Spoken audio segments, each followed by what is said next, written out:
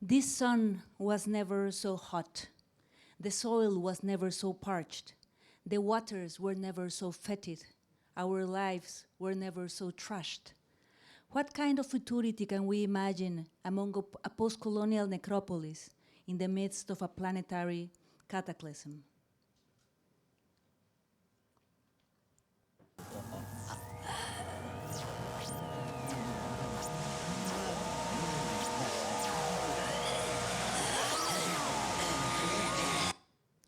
In Sonnet of Vermin, a legion of unwanted creatures related to the Mesoamerican underworld attempt to syntonize each other, seeking for a subaltern solidarity and queer relationality as a form of ecstatic re-existence among a damaged landscape. A gang of paranormal amphibian children have learned how to metabolize the toxins of fecal rivers with drug-resistant bacteria. They have mutated. Instead of aspiring to a reproductive futurity, they want another fix of pesticides. Tenacious and willful, they have learned how to live in the ruins. My underworld makings tell entangled stories of creatures who craft obstacles for progress, or more precisely, creatures who become themselves the obstacles. Those who are rendered as useless, backwarded, inferior, underdeveloped, deviated, unwanted, unproductive, superstitious, unclean, disposable. For example, a mountain that has been turned into a toxic cemetery after mining processes, or a disoriented hummingbird who changed her migratory route because the place that used to offer her shelter has been devastated, or an environmental activist who has been killed for protecting the wintering grounds of a butterfly, or a body part without the rest of the body. I use the term underworld making in order to acknowledge the intimacy with death as a constitutive condition for life among landscapes that have been historically plundered, trashed, and turned into zones of sacrifice.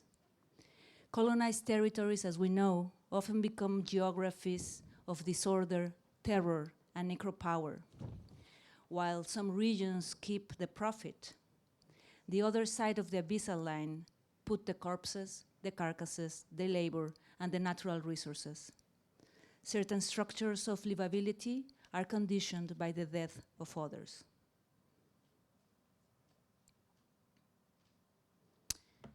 The decaying dominant order kills while it collapses.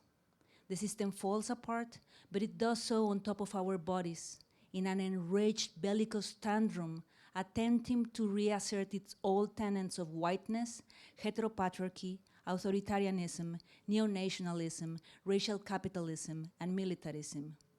We are increasingly confronted with intensified, explicit, and intense exclusionary arrangements that render entire populations as superfluous or killable. Under the transnational forces of profitable destruction, the planet is understood as a corporate bioterritory open for extraction, data capture, commodification of nature, and of every aspect of psychic life. In response, the planet reacts in unpredictable ways to all tortures inflicted. It is a dangerous moment of a planetary convulsion when it seems that destruction will prevail. In colonial central Mexican painted manuscripts from 16th century, skeletal demons with bleeding mouth and disheveled head and snakes between the legs shows us their threatening knife-like tongues. These supernatural beings were known as tzitzimime. They are voracious creatures of darkness who descend to earth in moments of eclipse when it is feared that there would evermore be night. I bastardize these mythical figures and invite them in different iterations to my underworld makings.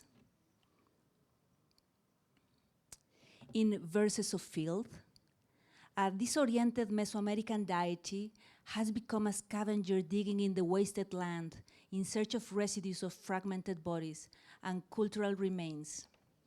Together with a gang of vultures, she sparks a residual insurrection of a brigade of undomesticated arms and underworld creatures who reclaim to become undead in the search for touch and pleasure. According to Sarah Ahmed, the arm rising from the grave is a trace, a ghost, a threat. An arm coming up reminds us that there is an unfinished story, a story that has been interrupted unjustly. This is why the hand clenches into a fist. The decapitated fist looks for company, looks for others with whom to become an army.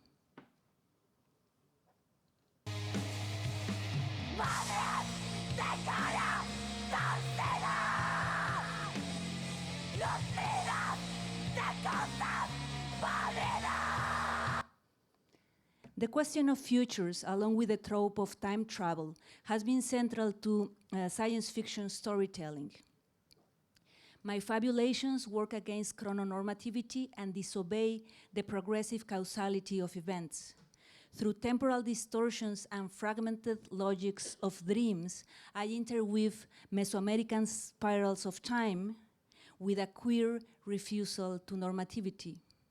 Narratives have no clear ends, and events occur in a non-linear temporality that welcomes fantasy, daydreaming capacities, sensuality, waste, absurdities, and disquieting darkness.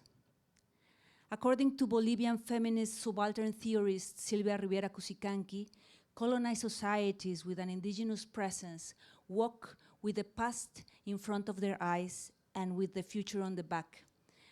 For the past is what we know and recognize. Modernity in the so-called Americas has comprised a project that denies indigenous horizons of knowledge, life forms, politics, and ontologies.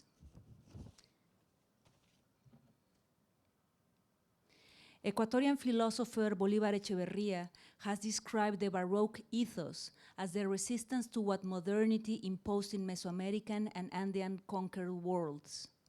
It is a result of a cultural mestizaje that appropriates the Western mindset through a parodic staging and imitation without belief. Drawing on these notions, Mexican philosopher and curator Itala Schmeltz has analyzed Mexican sci-fi films as mocking parodies that imitate scenes produced in Hollywood through exaggerated gestures. The lack of resources is replaced with a sort of cult of poverty and a farcical allegory that weakens the belief in progress and modernity with a burst of laughter. According to Schmeltz, these farcical strategies are a two-edged weapon. On the one hand, there is a humorous impulse of resistance that sabotages the imposition of the modern civilizing mindset. On the other hand, behind this humor and laughter, a sense of inferiority and resentment lies within. Parody as a distorting appropriation of the dominant discourse, together with the lack of commitment, can also lead to corruption and a dystopic horizon of unleashed destruction and cruelty.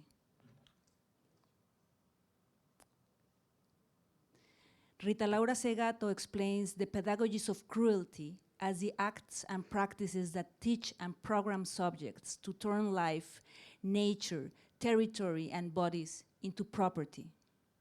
There is a process of extraction, control, and subordination of the vital pools of life that she calls the mandate of masculinity. Her proposition on the counter-pedagogies of cruelty embraces the historical project of the communitarian bonds, joy, proximity, connectedness, and relationality. This project has been historically female for the accumulated experience and knowledge of women. My underworld making acknowledges the necropolitics of our times, but it refuses the grammar of violence. My attempt is to create frames for encounter as if I was cooking up a celebration. Relationality is crafty, affective, viscous, conflictive, risky. A world making that centers pleasure and touch, whether physical or emotional, practices a politics that is accountable for conditions of livability that takes intimacy seriously. In Heavy Blood, o Sangre Pesada, the devastated landscape of an open-pit mine in Zacatecas, Mexico, is haunted by ghostly creatures pushed to the abject side of modernity. A disoriented, extinct hummingbird looks for the nectar of flowers in a mining area, dwelling among crushed rocks and corrosive air. A lady with copper teeth roars her non-human laments inside a cave. Here's the lady of copper teeth. She's having a picnic among toxic crushed rocks. Driven by her thirst, she is willing to suck in without necessarily choosing what is entering her body. She is open to toxicity, abjection, and disposability. Her appetite exceeds the damage as the mouth is a site for erotic pleasure. Together with a gang of voracious ladies, they devote themselves to their oral cravings. Smoking, drinking, and laughing, they claim for their pleasures, fiercely embracing the queer desire to persist in the face of precarity. Unwanted and desiring, they are trained for survival under harsh circumstances, but they want something more than survival. They want to play hard. Desde las ruinas, nuestras vidas al acecho, por el expolio, portadoras del desecho. The characters who populate my underworld makings are assemblages of female, male, animal, together with powers of the terrestrial, aquatic and celestial spheres. I read Mesoamerican myths through queer lenses. Mesoamerican myths carry the potential to provide narratives and metaphors that imagine futurities based in a pluriversal mindset. In my practice, I try to articulate a theory, an embodied theory, intertwined with nature and matter, a theory that can be danced, smelled, and touched. The sensoriality of plural knowledge can nourish the ground for a decolonial aesthetics as a mode of embracing multitemporality, pluriversality, and multimateriality. In my aspiration to interanimate a queer reasoning with a decolonial imperative, I find a zone of contact that attempts to recover the pulse of life in its multiplicity, ambiguity, and unpredictability. Those of us who have been trained to live in the other side of the line have an experiential and existential knowledge stuck to the body that teaches us how to live in times of danger. I am interested in accessing unconquered chaotic knowledges that we find from the cracks of our post-colonized societies. A sticky and interdependent conviviality, the tenacity to endure adverse situations, the co-presence of different life forms and temporalities, the joy of waste despite precariousness, the persistence on the search for pleasure regardless, an entangled relation with the cycles of nature, and the vibrant desire to nourish our bond with the death. We count on repertoires that allow us to feel like cosmic creatures again. It is a knowledge that allows us to sing, dance, sustain life, and accompany death in the midst of a planetary collapse. Thank you very much.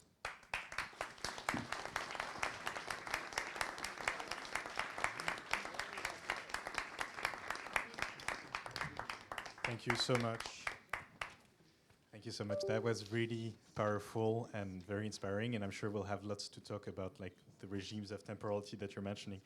We now have the pleasure of welcoming Amie Siegel. Amie, you're a visual artist. A way to consider your work varies through different mediums, whether it's film, video, photographs, installation, is to consider each piece as a case study.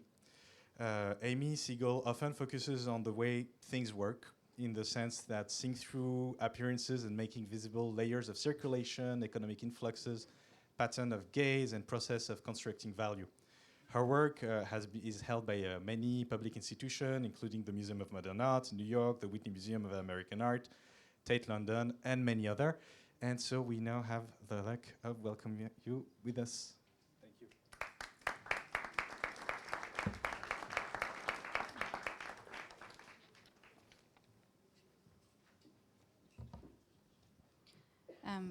Thank you so much. I wanted to thank especially Vasilis Oikonomopoulos and Martine Guinard and Flora Katz, the whole team at Arles who've been so wonderful this whole week, Inez, Alice, Lutz, Giali especially, and also the other artists here from the biennial. It's really great to see you again.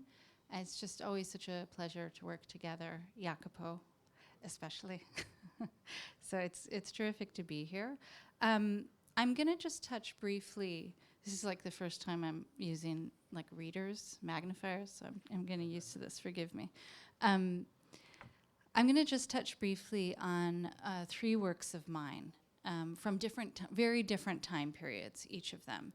But all of them, actually rather unusually in a way for my work, intersect with science fiction. The writers and novelists who have been most important to me in deploying this genre of science fiction are those for whom the worlds they present are at the same time grounded in our own recognizable time and place, our own realities, so to speak.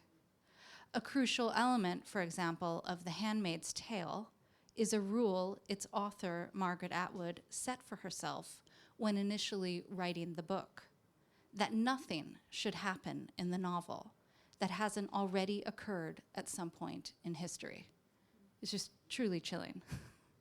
I often think about Sarah Schulman's novel, The Mere Future, which is set in a New York of a distant hereafter where the only job left is marketing.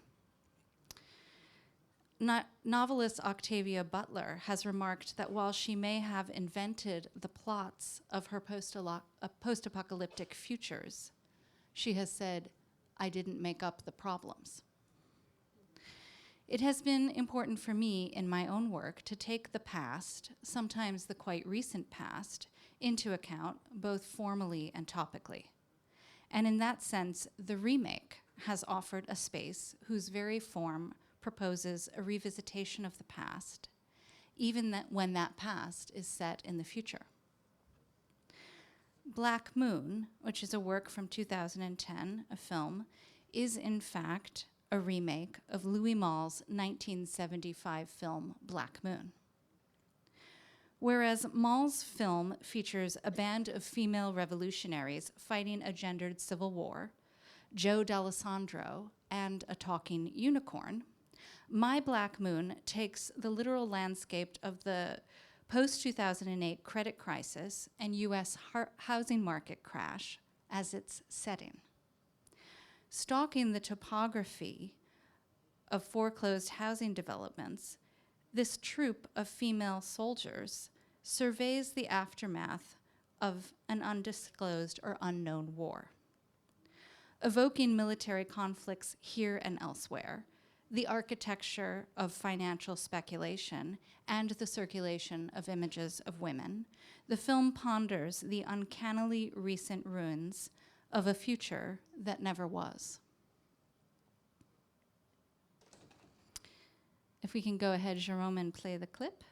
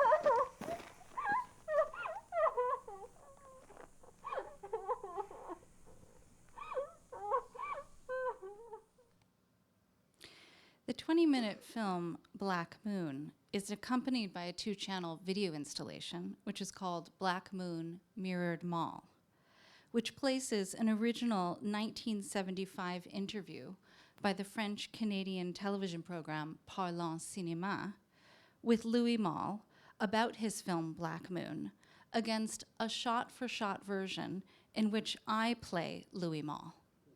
I speak about my Black Moon, he speaks about his Black Moon. In fact, I say exactly what he says. He says it in French, I say it in English. They're headphones. I'm in the right channel, he's in the left channel. This shift of roles introduces a transposition of gender and language, enacting a battle of authorship and doubled future within the present.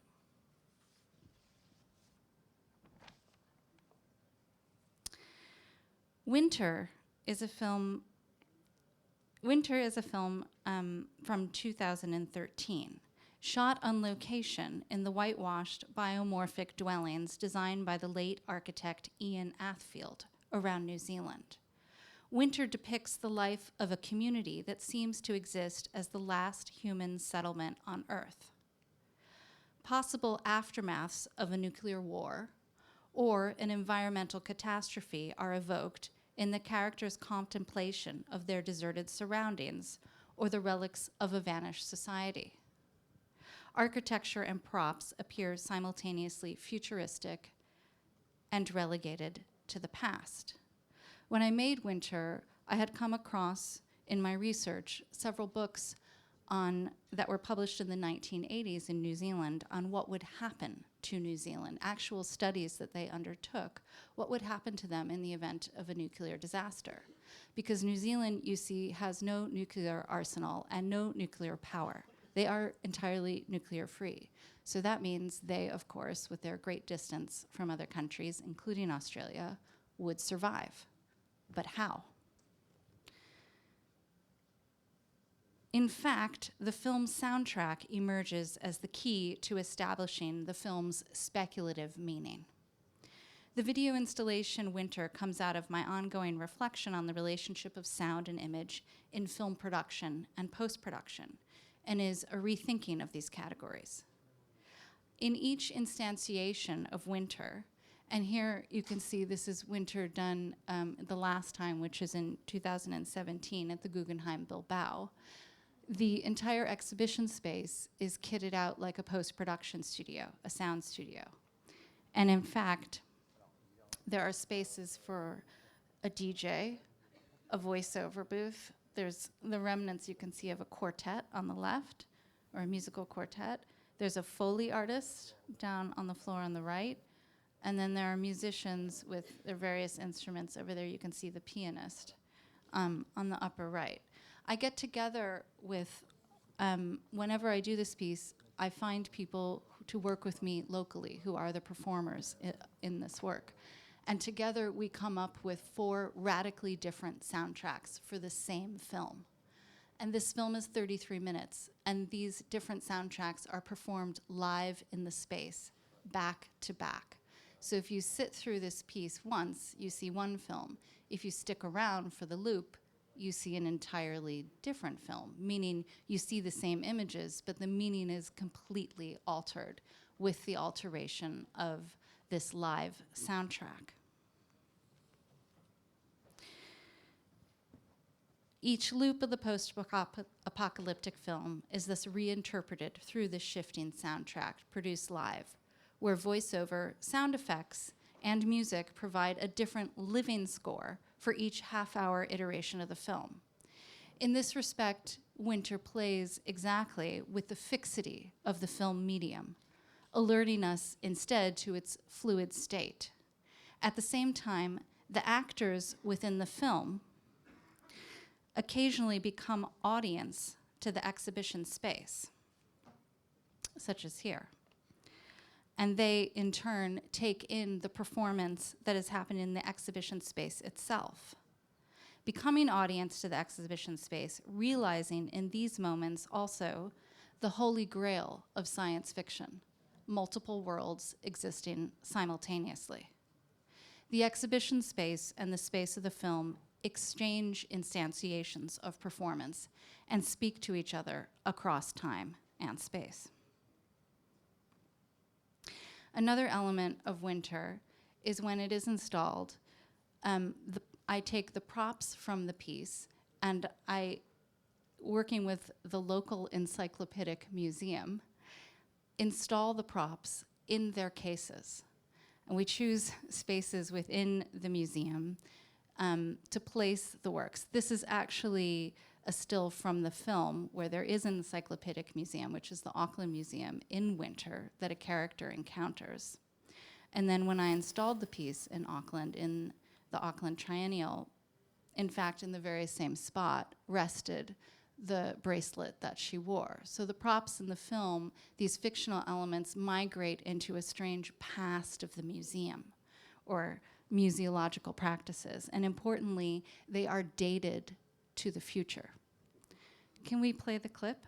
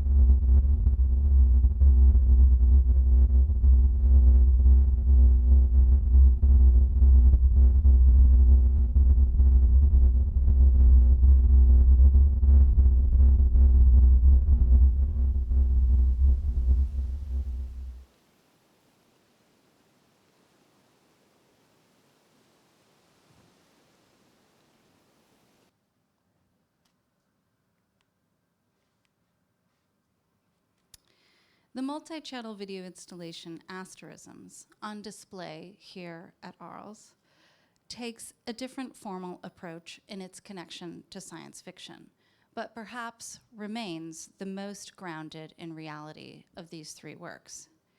However, it is the reality of today, particularly that proposed by the United Arab Emirates, where the film was shot. One where large-scale real estate and infrastructure developments, so-called visionary projects, forecast a deeply speculative future, in the financial sense of speculation, financial speculation, where futuristic worlds are proposed through elaborate sci-fi-like renderings. Most of these projects remain entirely unbuilt, but their slick, glossy facades are used to sell an idealized future, usually to Western countries to promote financial investment and, quote, normalization of collaboration with autocratic governments. Asterisms portrays the artificial islands that were built prior to the 2008 financial crisis and then abandoned as a failed development. Only 2 of the islands, in fact, are developed.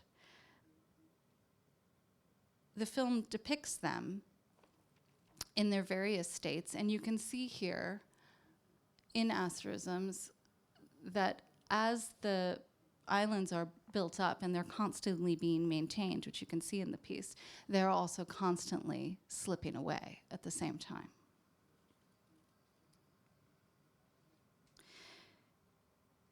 Asterisms is a combination of physical, formal, geographic, and social stratification. So the piece takes on intense amounts of layers, visual aspect ratios that combine, coalesce, come together, and fall apart over the course of the piece. So you have within the work the representation of sand and the displacement of sand, like the artificial islands that I've spoken of. And here they are in total. This is called The World, this project development, which I'm sure many of you are familiar with. A gold factory, a collection of Arabian horses and their maintenance and care by migrant workers who also populate this oil parts refinery factory. The depiction of migrant labor, gold, the factories, the animals, the people, shows how these playgrounds of tourism and investment are built, presenting the geology and creatures in all their beauty, but never forgetting the forces of economic subjugation which creates its existence. Thank you.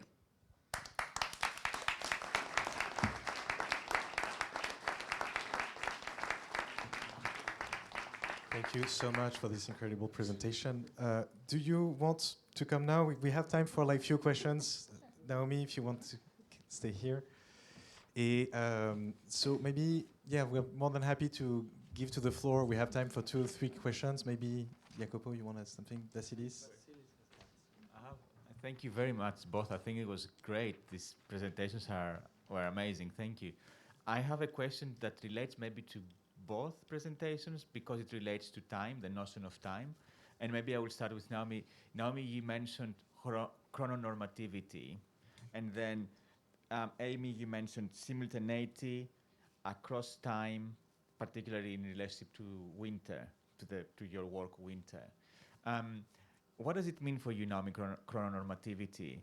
And what does it mean for you, simultaneity and across time, notion of like something is happening across time? Amie. Oh, I was hoping you would ask Naomi about, what was it, the sticky interdependency of vivacious?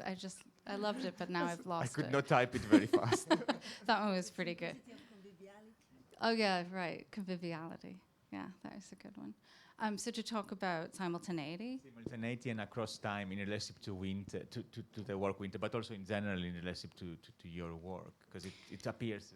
Yeah, I mean, I think it emerged out of something very personal, which is my own love affair and simultaneous love affair and frustration with the fixity of film. That film itself is actually chemically, physically fixed, right, celluloid.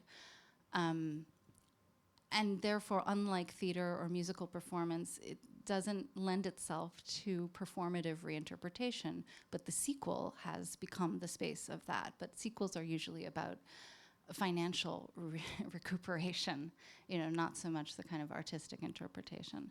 So I think that's kind of the beginning of it for me. And then from there, it moves on into what I had spoken of as this kind of holy grail of science fiction, which is the idea that multiple worlds or temporalities can exist, at the same time. And I think equal to my love/frustration with the fixity of film is perhaps the fixity of the black cube, the sort of black box, white cube dynamic, and how to collapse that and the space of the cinema across ideas of exhibition, where you don't know where you are anymore. Are you in a cinema? Are you in a theater? Are you in a live performance space? And also, importantly, are you in the making of this film, or are you in the final product, so to speak, of the film? How can we take something and move it away from being an end product and into being a process, right, where its meaning is constantly changed or altered, and you see all of the people and the community that creates the piece, and it has, sorry, I'm going on and on, but it has local meaning, and it has the here and elsewhere in the kind of Godardian sense of engagement with meaning, which, of course, if you consider New Zealand as an elsewhere, although they would consider it a here, and we're the elsewhere for them, the rest of the world. So I think all of those things kind of came into the pot, so to speak, in the making of Winter. And Naomi, chrononormativity? Chrononormativity. Yes, I refer to this idea that time is linear and it's progressive and it has to be productive and efficient. And basically also our life cycles have to be, you know, you're a child and you become an adult and you follow certain rules and you live, you know, you are productive during the daytime and then at night you go and sleep and you have sex only at night, etc., etc. All this sort of, but we are organized in a way, I mean, there are certain rules for how we occupy time and space. And that's connected with a certain normativity, for the functioning of a capitalist society. So I refuse that. And that's why, you know, I try to enter in this terrain of conviviality, unproductivity, also of embracing this backward way of understanding our togetherness. And also, for instance, the idea that it's very much embedded, I think, in our colonized societies, and Mexican territory definitely, to really this desire to raise the dead, this desire to be in contact with the dead, to nourish our bond with them. And this is absolutely anti-chrononormative, you know. We're constantly looking to the past, and we're still finding there like lots of responses. And also this idea that, you know, that our post-colonized societies are wounded, and these wounds are still bleeding. And there's lots of information and energy in these pasts. And connected, I mean, I would also like to connect with this idea of simultaneity of time, because, I mean, so many worlds are simultaneous. You still see indigenous worlds that, you know, still survive and proliferate in spite of all colonial violence. Then there's layers of failed modernity. You still have the presence of the colonial times, and all these temporalities are happening simultaneously. There's a co-presence of different times and histories. Yeah. Thank you. Thank you. These are beautiful answers that were very rich, and indeed, like, it was very interesting in your talk actually to hear about the future that is in one's back, speaking about that chrononormativity, and I think your answer expressed that very, very clearly. Maybe we can take one more quick question, if the question is quick and that the answer, because speaking of time, like, time is going on. Yeah, maybe my way of asking was. So I also have not really a question, but maybe something you can respond to. First of all, I wanted to thank you both. You were both part of the biennial, so we've had the opportunity to talk a lot, but I thought it was really amazing to see you talking one after the other, because your work and your way of presenting it is so different from many perspectives. But on the other hand, I thought you were extremely clear, both of you, on how you work and how you look at your own work. So my question, or my the point where I would like to hear more is about this, is not really, or it complement what you were talking about, both of you, about simultaneity, but is also of how you, especially in asterisms, in your case, Amie, and in many of your works, Naomi, you put different layers together, but they're not just simultaneous, they're also clashing one with the other. This is my impression, at least. Like, in your case, Naomi, the myths, which come from a past, in theory, and a very contemporary aesthetic, do-it-yourself aesthetics, and in the case of Asterin specifically, the way entirely different societies, so to say, are clashed together in the same image, really, in your case. So maybe it's just the opposite of what you were saying, of coalescing or living together things that look different. I would like to hear about this clash, because I think, and now I finish here, it's a lot, but I think there is a very strong critique in both, again, specifically in Asterin's and in your work. And I think it's fascinating to look at this critique that you do to a specific society, or the society as a whole, where we live in, but from two completely different perspectives, I think. Like your work, Amie, I see it as always very precise and very clear and very well structured, and so the message is, to me, and also very directly in relation to reference that you have, which are anchored in this modernism. And your work, Naomi, to me, it just throws the whole thing away, and it's just completely different. It just doesn't relate to modernism at all, because it's something different, and it's just the waste. And this apology of waste that you do is beautiful. I think it's just, you know, amazing. So I'm sorry, I think I didn't really make a question, but I'm just very impressed by both of your presentations. So basically, I wanted to thank you very much.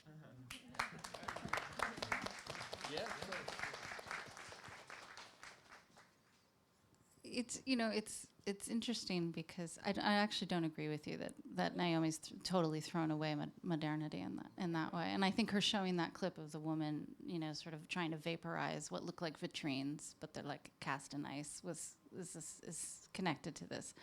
But there were vitrines, interestingly, in both. I mean, it's funny because I thought about this too, looking at the program for the talk, and I thought, because having seen Naomi's work, both in Venice but also in Sao Paulo, you know, it made me think like, this work is so playful and so like of Naomi's is so. It's like, I mean, you may hate that I'm going to see this, but I just love the opossum so much, and the sort of like the kind of wonderful way that he's like waving in the background in the cave, and there's just such a kind of like delightful, sinister quality to the whole thing.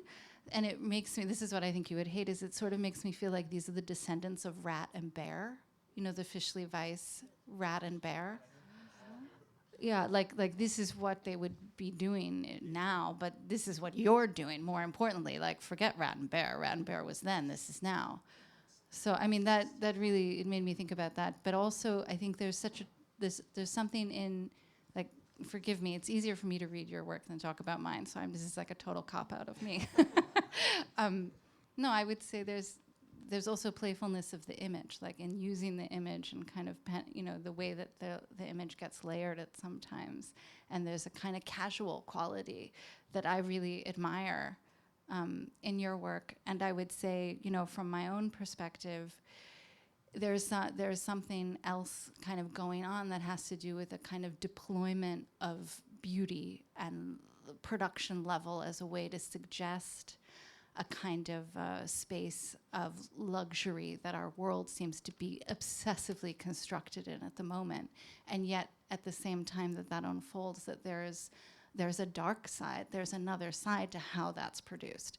So there's a kind of like nasty seduction that I'm enacting. I'm going to get you in there, and I'm going to play with that language, and you're going to fall for it, and then I'm going to turn it on you a little bit. And I don't think that happens simultaneously, actually. I think it happens over time. Like, that's how, I don't know how you feel about this, but that's how, like, working with a moving image work or something that engages temporality is such a fantastic advantage, because you can spin something out in 5 minutes and then work against it at minute 10 and then really go to town on it at minute 30, right?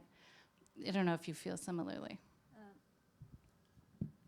I was talking to Martin this afternoon, and I told him that I truly don't believe in minimalism. Maximal is more. More is more, you told me. But yeah, that my more means more.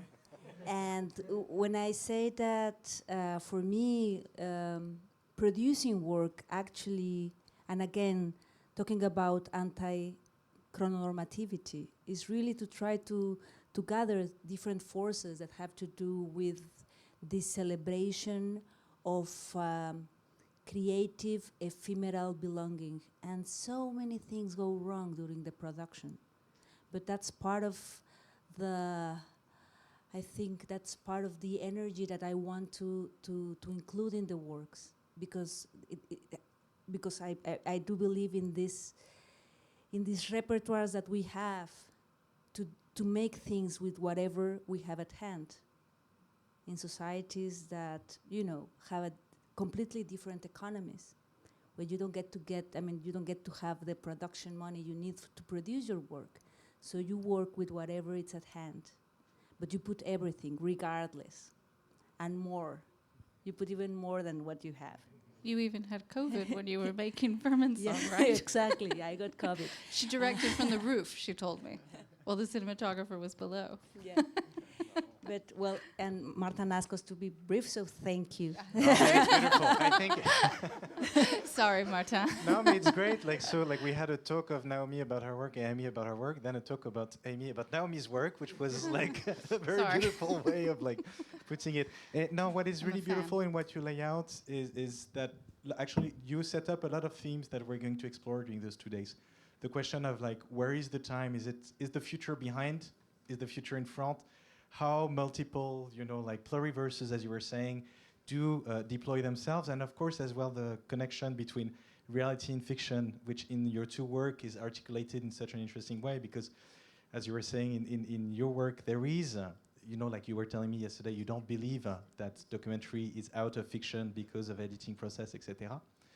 But it's true that there is an effect of, in a way, of perceiving a reality through the work, through these layers that are connected to one another. And in your work, like the very fact that you call out those deities, those various deities, that through this very querying, perspective that you're talking about, really brings us into a very vivid understanding of the situation the very situation that you're criticizing in Mexico. So again, I think you deserve a huge round of applause for that beautiful talk. Thank you.